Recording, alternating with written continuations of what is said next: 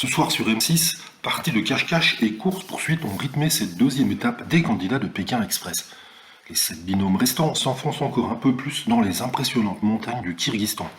Col de haute altitude, lac, c'est un parcours absolument merveilleux qu'attend les aventuriers. Les candidats ont rendez-vous aujourd'hui au marché de Karabalta. Leur mission, équipés d'un smartphone contenant des indices, les binômes doivent retrouver les propriétaires du téléphone au fin fond du marché local. Dès qu'un binôme pense avoir trouvé le propriétaire de son téléphone portable, il doit lui faire prononcer une phrase en français.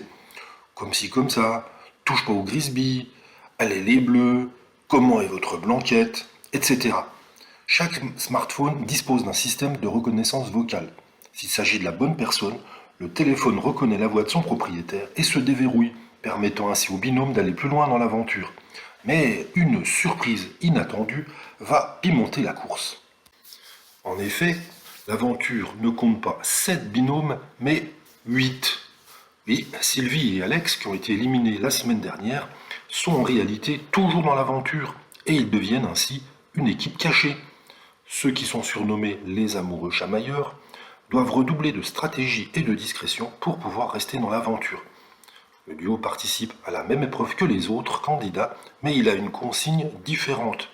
Ne pas se faire repérer et terminer parmi les 3 premiers.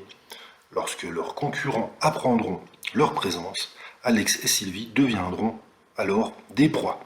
S'ils sont retrouvés, ils perdent l'épreuve. Sylvie a rapidement fait part de son stress.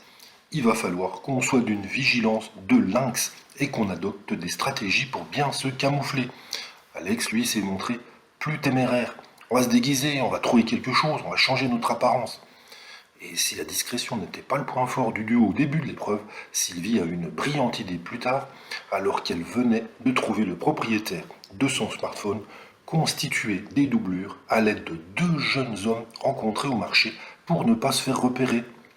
Jamais vu dans l'histoire de l'émission, cette stratégie s'est avérée payante puisque Sylvie et Alex ont pu quitter le marché local sans prendre le risque pour poursuivre leur aventure. Une idée brillante.